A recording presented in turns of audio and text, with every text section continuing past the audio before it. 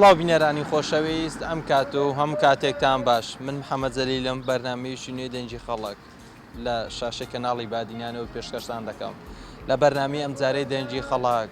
باس لە هێرشەکانی سوپای تورکیا دەکەین بۆ سەرخاشی هەرێمی کوردستان لەگەڵ هاوڵاتیانی خەزای بەردەڕاش گفتوگۆ دەکەین و ڕاوچوونی هاوڵاتیانی خەزای بەردەڕاش لەسام تەوەرەوە دەگرین با بزانین هاوڵاتیان چیمان پێ دەڵێن فەرموون بینەریان بەرنامەیە بن.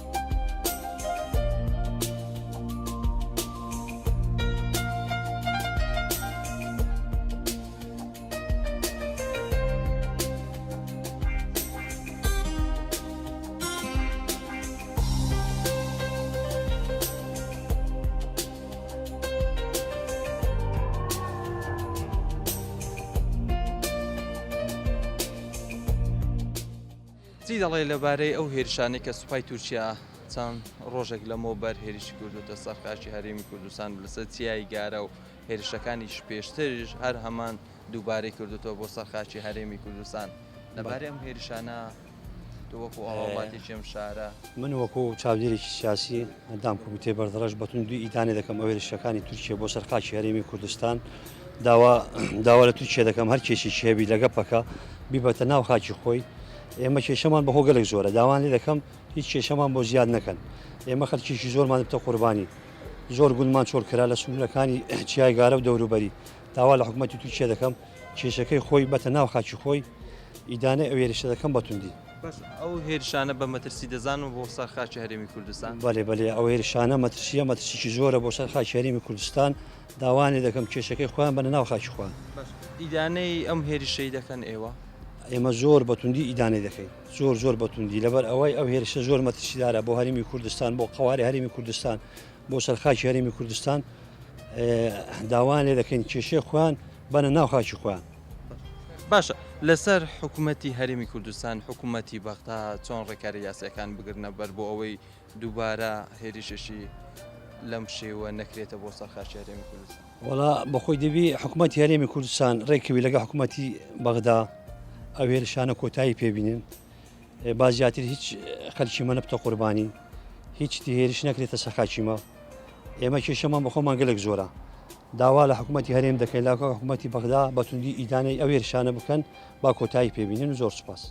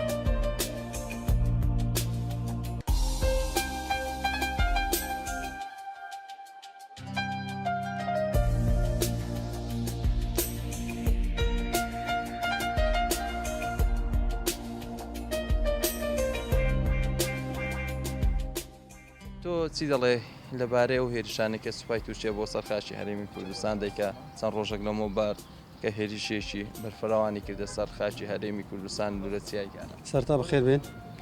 دەشخۆی لە کەناتەکانتان دەکەم هێرشەشی زۆر خراپە لە بۆی خەڵک زەرشی زۆر پیس دەکاتن خەڵک لە ماڵەکانیان نەبوو هەلێ دا لە حکوومەتی هەرێمی کوردستان و بەغدا دەکەین ڕێکەوتنەک بکەن ئەو هێرشە ڕاوەستێنن بە معاڵە بکەن مەقسەد تورکیاش ئەو کەی باتە تورکیای شەڕەکەی ببەنە تورکیای شەڕەکەی خۆیان بنە تورکیای باشترە و خەڵکی وا زەرزیانی زۆر گوندەکان هەموو چۆل بینە خەڵک زۆر زیانی بەرکەوتووە خەڵک زۆریش دەبێ بەڵێ. لەسەر حکوومەتی هەرێم چی بکە حکوومەتی بەغدا چۆن ڕێگری لەو هێرشانە بکە دەبی لەگەڵ بەغدارێکن ڕێگری بکەن شەڕەکەی ئەمە بخۆمان ئەومان زۆرە میشکلەمان زۆرە لە هەرێم لەگەڵ بەغدا و ماوەڵە بکەن ببن ناخاچی تورکیا مەترسی هەیە ئەو زۆر زۆر مەترسیە بەڵێ مەترسی زۆرە لەسەر هەرمی کوردستان کوردستانەکانی چییە؟ مەسیەوەی خەڵک وێران دەبی مالیان و چۆل دەکەن گوندەکان چۆل دەبی مخسر لە دەڤەرەکان هەموو چۆل دەبی گوندەکان هەموو چۆل دەبی گوندێکی زۆر لە گوندێکی زۆر لە سنووری ئامێدی و چایگارە و زاخۆ مەتەقە کامل دە هەموو چۆل دەبی ئەو مەتەقەژی ناو نامینێ خەڵک هەموو تو زێر جانش زۆر دەکەن تو هاوڵاتیەک ئیدانی ئەو هێرشەی دەکەی زۆر زۆر ئیدانی دەکەم زۆر زۆر ئیدانی دەکەم دەبی حکوومەتی هەرێم و لەگەڵ بەغدارێکەوە معاالە بکەن ئەو هێرشە نەمینێ لەو منتەقەی هەموو تو بخینەوە بستەوە تورکیا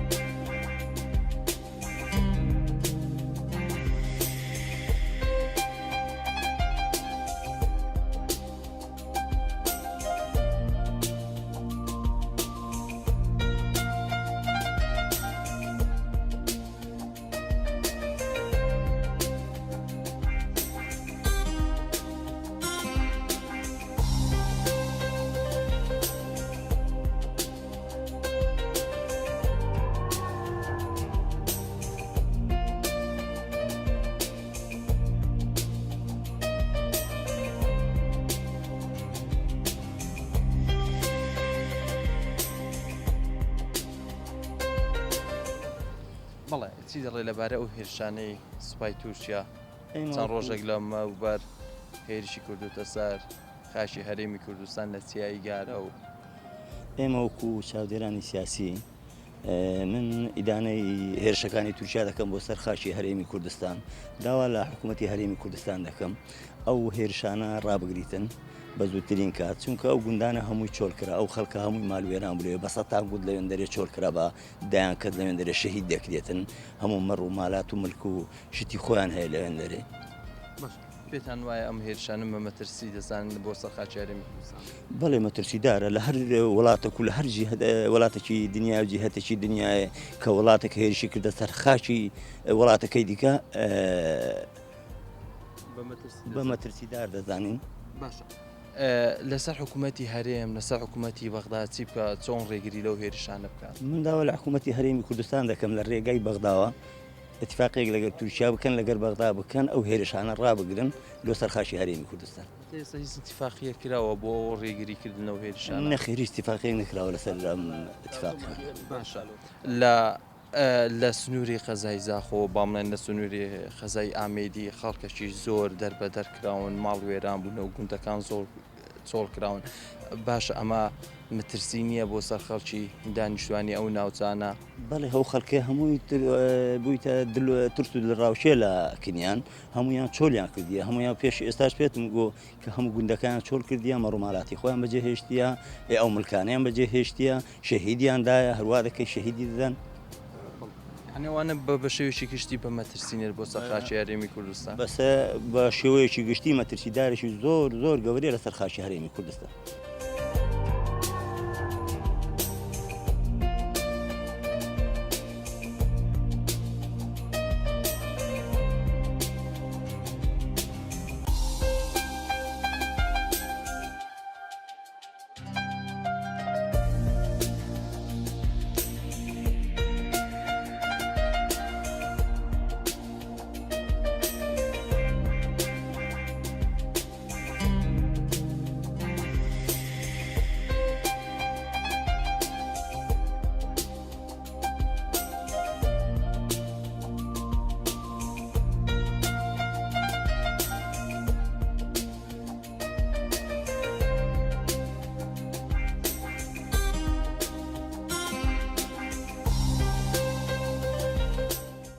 تۆکو وڵاتی ئەم شارە چی دەڵێ لەبارە و هێرشانی سوپای تووشە بۆ سەرخاشی هەرێمی کوردستان ئایا ئەم هێرشانە بە مەترسی دەزانن بۆ سەر خەڵکی کورد بەڵێ پێششی بەخێر بن بەڕاستی ینی تۆ دەبینی ئەوە هێرشەی تورکیا چەندین چەند ساڵە ینی بردمانی ناوچەکانی بادینان دەکا بە تایبەت لای شێلاتزێ و چاییارە و ئەم شوێنانە بەڕاستی من وەکو هاوڵاتێک ئیدانەیە و ئەو هێرشانەی تورکیا دەکەم پێویستە حکوومەتی هەرێمی کوردستان هەڵوێستی هەبێ و هەڵوێستێکی جدی هەبێ لە بەرامبەر ئەو هێرشانەی کە حکوومەتی تورکیا دەیکاتە سەر هەرێمی کوردستان ینی مەترسێکی گەورەی دروست کردووە بۆ خەڵکی گوندەکان بۆ دانیشتوانی ئەم شوێنە ینی چەندەها مەڕ و ماڵات و با بڵێم زیراعەتی ئەم شوێنانە خەڵک بەجێ هێشتووە لەبەر مەترسی هێرشەکانی تورکیا یعنی پێویستە حکوومەتی هەرێم هەڵوێستێکی جدی هەبێ لە بەرامبەر ئەو کارە. باشە چی بکات حکوومەتی هەرێم حکوومەتی بەغدا بۆ ڕێگریکردن لەم هێرشەکانی سوپای تورکیا؟ خۆی ئەبێ حکوومەتی هەرێمی کوردستان زیاتر ئیدانەی ئەو کارە بکە لە جیاتی حکوومەتی عراق بەڕاستی بەڵام ئەبێ دانیشتنێک بکە دانوستانێک بکە لەگەڵ حکوومەتی بەغدا بۆ ئەوەی ئیدانەیەکی جددی لەو کارەی تورکیا بکە کە چیتر ئەو هێرشانە بەردەوام نەبێ بۆ سەر خەڵکی سڤیل کەوا خەڵکێکی زۆر بۆتە قوربانی ئەو هێرشانەی تورکیا بەعقەد ینی خەڵکێکی زۆر زەرمەند بووە ینی خەڵک چی لە دەست نایە ئەوەی پێویستە حکوومەت کە بیکە بۆ خەڵکە کە خەڵکێکی تۆ دەبینی چەندەها کەس بۆ شەهیدی ئەو بردمانەی فڕۆکەی تورکیا ینی چەندەها مەڕ و ماڵاتی خۆی بەجێش خەڵکە بوو زیراعەت و عرد و شوێن و گوندی خۆی بەجێ هێشت ینی ئەبێ ئاوڕێک لەو خەڵکە بداتەوە ینی تاکەی ینی ئەو زوڵمە قبولکە ینی زوڵمە بەڕاستی بەرامبەر دەرحەق بە خەڵکی هەرێمی کوردستان و دەڤەری بادینان و بە تایبەت شێلاتزێ و چیایگارە و گوندەکانی دەوروبەری ئەم شوێنانە.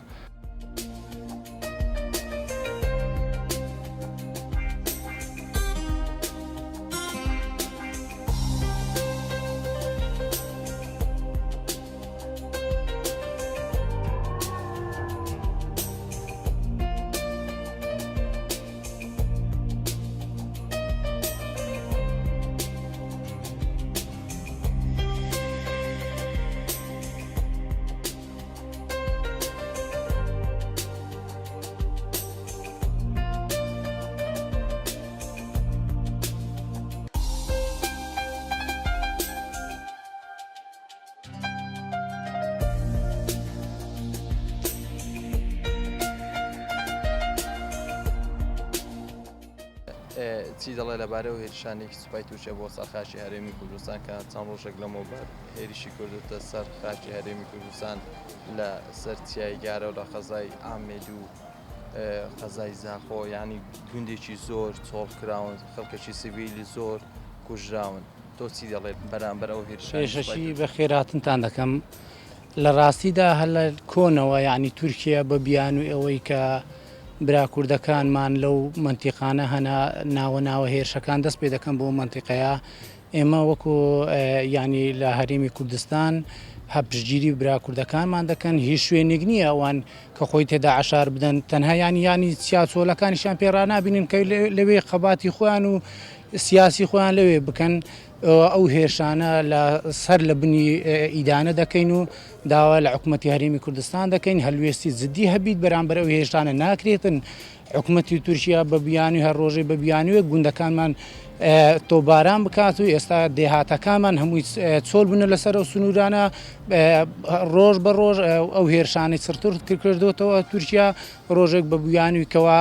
جەندرمەی لێ و نازانم ئەسیری لێ و ڕۆژێک هەر ڕۆژە و بە بیانی شتێک پێویستە حکوومەتی هەرێمی کوردستان هەلوێستی جدی هەبیتن بەرامبەر ئەو هێرشانەی تورکیا و ئەو هێرشانە بە تەواوەتی ینی بنبەر بکرێتن ڕابگیرێتن ناکرێت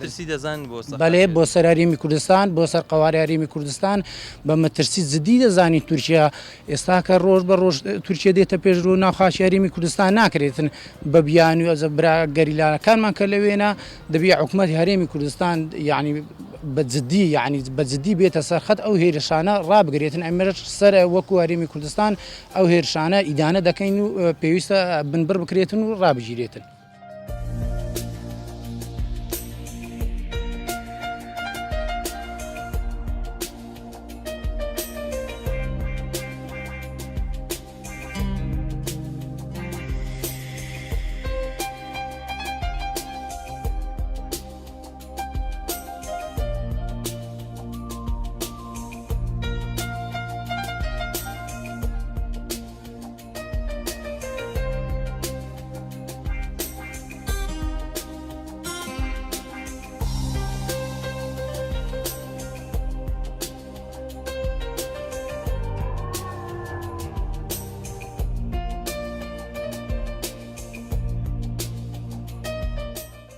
بەڵێ چی دەڵێ لەبارەوە هێرشانی کە سوپای تورکیا بۆ سەر خاکی هەرێمی کوردستان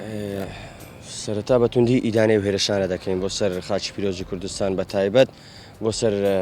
هەواڵانی گەریلا و برانی پەکە با بڵێن سوپای تورکیا بەڕاستی دڕندەیە سوپایکی قیزەوەنەکە ناوە بە ناوە بە فڕۆکە بە هەلیکۆپتەر بە هێرشی زمینی هێرش دەکاتە سەرخاچی پیرۆزی کوردستان بەڵام جێگەی داخە ئەوەیە لەلایەن هەرێمی کوردستانەوە تا ئێستا هیچ وەڵامێکی نەبووە بۆ سەرخاچی پیرۆزی کوردستان تا ئێستا هیچ هەڵوێستێکی ڕانەگەیاندووە ئێمە وەکو هاوڵاتیان داوا دەکەین ئیدانە بەتوندی بێتەدان لەسەر و هێرشانەی لەسەر خاچی پیرۆزی کوردستان دەکرێت لەلایەن باشە ئەو هێرشانە بە مەترسی دەزانن بۆ سەرخاکی هەرێمی کوردستان بێگومان ئەی چۆن ئەگەر مەترسی نەبێتن بە قۆڵای 36 کیلۆمەتر بە قۆڵایی 40 کیلۆمەتر بێتە ناو خاچی هەرێمی کوردستان کەواتە ئەگەر بێت و بەپێی ئەو مەزندەی لێرە بکەن نزگەی کاژێر و چارێکێک بۆ قەزای بەردەڕەش و شوێنەیە دوورە. بەڵێ باشە ئێستا کە دەبینین گوندەکانی زۆر دەوروبەری چیای گارە باڵێن خەزای ئامێدی خەزای زاخۆ بە شێوێکی گشتی خەڵک زۆر گوندەکانی خۆیان بەجێهێشت و خەڵکەکی سیڤیل زۆر کوژراون چی دەڵێ لەباریان بە سەرەتا ئەوانەی کوژراون ڕوحیان شاد بێت جێگە و مەکانیان بەهەش بێت و خی گەورە سەبر و ئاراین بدات بە خانەوادەکەیان و ئەوانەی بریندارنشتن داوای هیوای زوزاکبوونەوەیان بۆ دەخوازم بە تایبەت بۆ ئەو گوند و ئەو قەزا و نەحیانەی کەوا چۆڵ کراون لەسەر ڕژێمی داگیرکەری تورک لەسەر خاچی هەرێمی کوردستان بەڕاستی جێی داخە کابرا لە ماڵی خۆی بێت لە وڵاتی خۆی بێت لەسەر ئەرزی خۆی بێتن دەربەدەر بێتن لە بۆ وڵاتێکی دراوسێ لە پێناو چی لە پێناو چ داهاتێک. باشە تۆ وەکو گەنجێک و داواکاری بۆ حکوومەتی هەرێم بۆ حکوومەتی بەغداد چیە چۆن ڕێگری لەم هێریشە بۆ نەبێت سەرەتا داواکاریمان بۆ حکوومەتی هەرێم لەبەر چاوی حکوومەتی هەرێمە شتەکە واقعەتە بۆ داواکاریمش بۆ حکوومەتی ناوەتی وادارم بەتوندی ئیدانەی ئەو زۆرە هێرشانە بکاتەوە و هەڵوێستیان هەبێت لە بەرامبەر ئەو زۆرە هێرشانە بۆ سەر خاچی پیرۆزی کوردستان و خاچی عێراقیش بەگشتی. دەستان خۆش سپاس بۆ تۆش.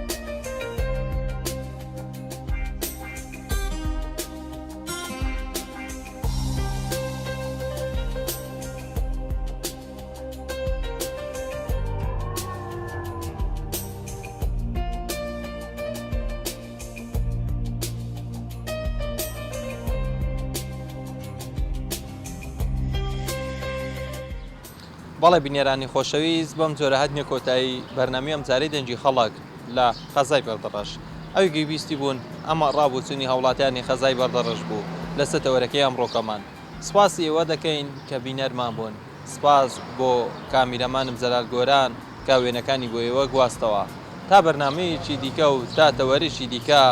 بەخوای گەورەتە دەسپێرم خواتان لەگەڵ